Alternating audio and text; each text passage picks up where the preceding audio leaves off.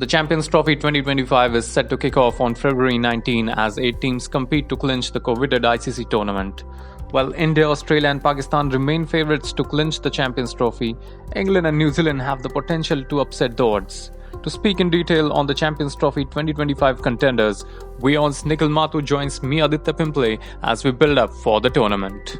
So Nikhil, we are speaking about the contenders for the Champions Trophy, and it's good to have your company here today as well, and someone who knows a lot about cricket, So first things first, who do you think is going to win the Champions Trophy?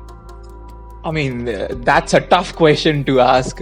But whenever it's an ICC tournament, India and Australia are the perennial favorites. And this time too, I think they start the tournament as the favorites. Of course, there's Pakistan, who are the defending champion. They are also in the mix, along with a couple of other teams. But if you put me, but I'll say India and Australia. Well, it looks like you're still favoring that ODI World Cup final 2023. You're still in those memories, where we lost that close final. Let us speak deep, into the Indian team first of all. India has to be favorites. It's just not about the format. It's any format you take in an ICC tournament. And they have quite a few elephants in the room as well. There were talks that Rohit Sharma could be dropped and there could be some notable changes. Jasprit Bumrah may not be available as well. So your thoughts on the Indian team starting first? I've also read the reports where they say that Bumrah may not be able to make it for the Champions Trophy. He's still recovering from an injury, and if Bumrah is not there, I think he's a match winner. India won the T20 World Cup because Bumrah bowled that over and restricted South Africa. So I think he's a key cog in the wheel, and I think this is going to be like a benchmark for the Indian team, because Rohit and Virat, I think they will have to take a call on their future after this tournament. If India wins, probably they may hope to play the next ODI World Cup, but if India are not able to win this tournament, I think they will have to sit with the management. But I think a lot depends on Rohit Sharma and Virat Kohli. If they play well, if they are in form, I think no one is going to stop India. Last ODI World Cup, as you said, India played 10 perfect matches, but then lost the most important match, the final, to Australia. But I think Rohit and Virat are champions of this format. Rohit, the way he changed his style, he opened very aggressively in the 2023 ODI World Cup. That was a game changer. And Virat, I think he's still the chase master. He may not be the Virat Kohli of the old, but I think he has ingrained the DNA of a chase. So he will definitely win you a couple of matches. So yeah, what are the weaknesses of India for you? Do you think there are many, or do you think they have covered the most? Well, interestingly, first of all, you are very optimistic that the Indian team, Virat Kohli and Rohit Sharma, to play in the next ODI World Cup. That's way too long for me, I don't see them playing in the 2026 World Cups, the T20 and anything. They're retired, but I don't see a big future for them. Coming back to your question, interesting fact, I see a lot of elephants in the room at the moment. They could have gone for some fresh blood in the team. The Indian team could have taken some risks. They could have gotten Tilak Verma into the team as well, who has been firing on all cylinders. I guess Varun Chakravarti is in there as well, but I still think that Rohit Sharma is the weak link in this team. Bowling department, they don't have Siraj as well. You're relying on someone named Arshdeep Singh, who has proved himself.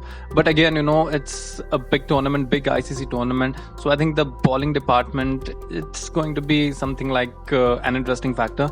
Do India have potential all-rounders as backup to Hardik Pandya? Currently, the answer could be yes or no, because Varun Chakravarti, if he comes into the team, I think India have a better balance in the all-rounders section as well.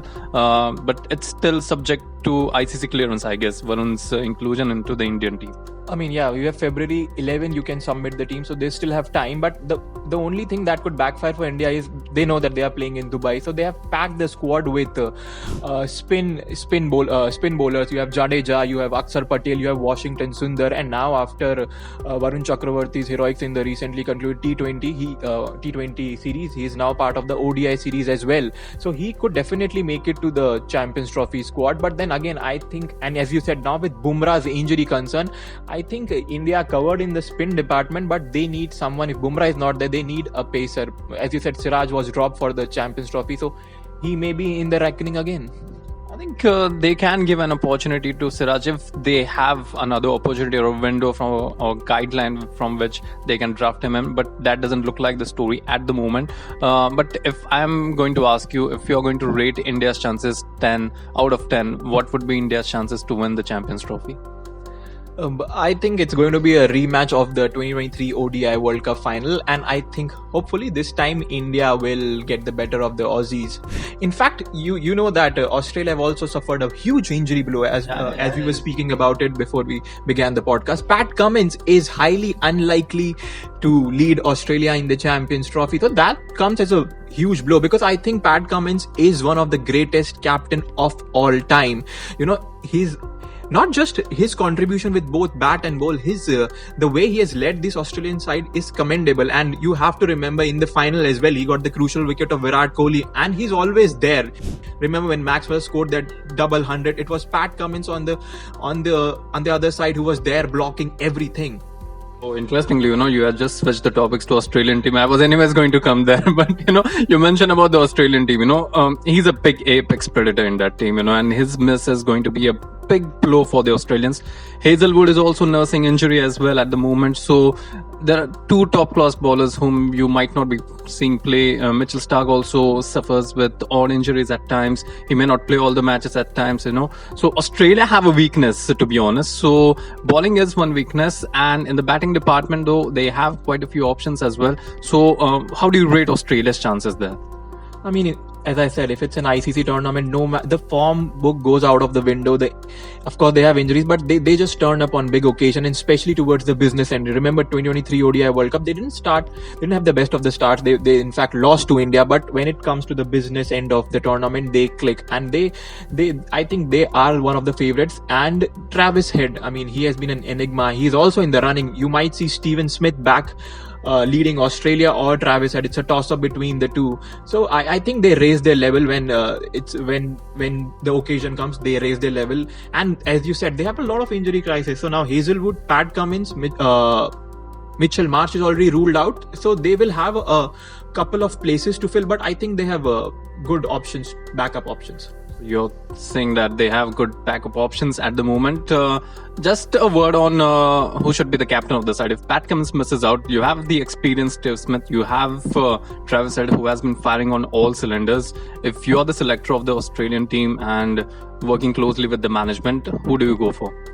I think if they want to look at the future, probably Steven Smith has captained the side. He's still captaining them in Sri Lanka with the test series is underway. But Travis Head is an aggressive batter. I would love to see him as a captain. Probably he will take that aggressive mindset. The mindset would be reflected in his captaincy as well.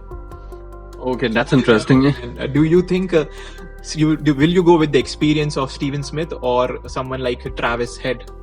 Yeah, if you ask me, my personal opinion will be go for someone who is young enough, who is there going to be for the next 6-7 years, who is going to be around the cricket, build a team around a player, So Travis Head for me is the main element, and you should build the team around that side, So I put my money on Travis Head to be the captain of the side. Let us come to the next team, and the next team is none other than the hosts of the Champions Trophy. We had a detailed discussion over them the other day about their infrastructure. Now let us speak about the infrastructure within the team, Pakistan side. So how do you rate Pakistan's chances in this Champions Trophy? I mean, defending champions, Pakistan, and they will be motivated if it's a home tournament. So there will be crowd who will be cheering for them. They did not play a big tournament in Pakistan, so that is an added motivation. And they are in the form of their life. They defeated South Africa in the ODI series. Then they defeated Zimbabwe in Zimbabwe, and before that they defeated Australia in Australia. So their ODI form has been great, and they are definitely there in the mix. Fakhar Zaman is returning. You still have the haunting memories of 2017 Champions Trophy final? I mean, ask any Indian fan, and that Champions Trophy 2017 final, the Fakhar Zaman still haunts a lot of Indian fans. And Pakistan are a maverick side. Do you think they can go all the way?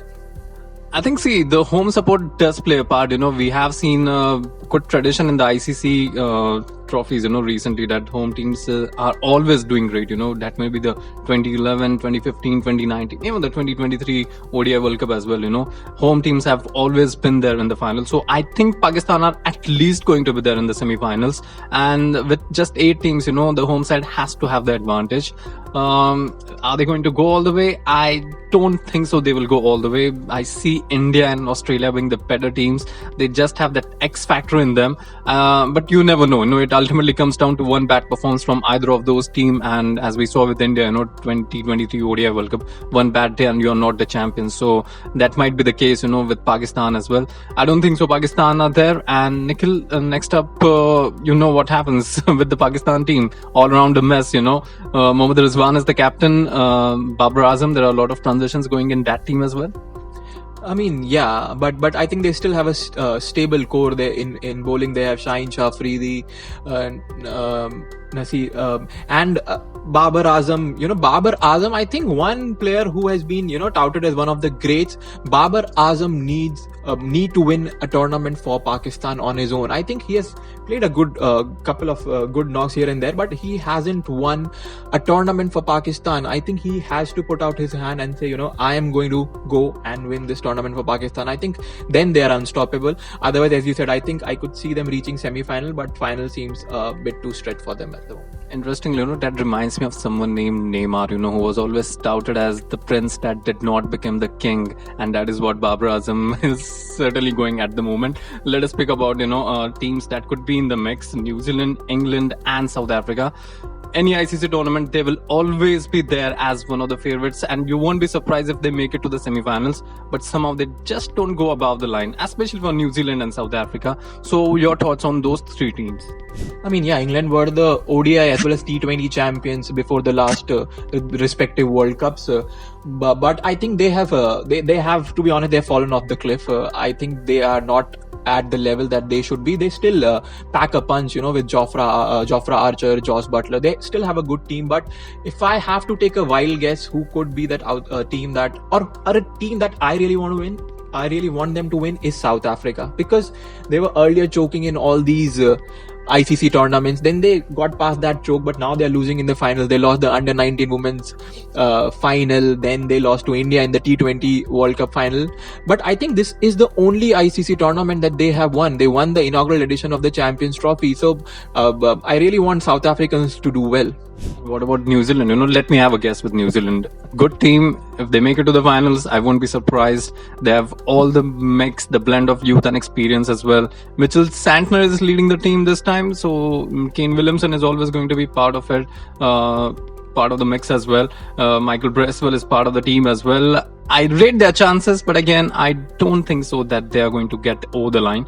Nikhil, just a final word before we wrap up. Any underdogs for you in this tournament? I mean, Afghanistan are certainly not the underdogs. They are among the big boys now. They showed that in the T20 World Cup as well as the ODI World Cup. So they definitely would make a deep run in this tournament, and they might get a few stage a few upsets like they did in the ODI World Cup by beating England.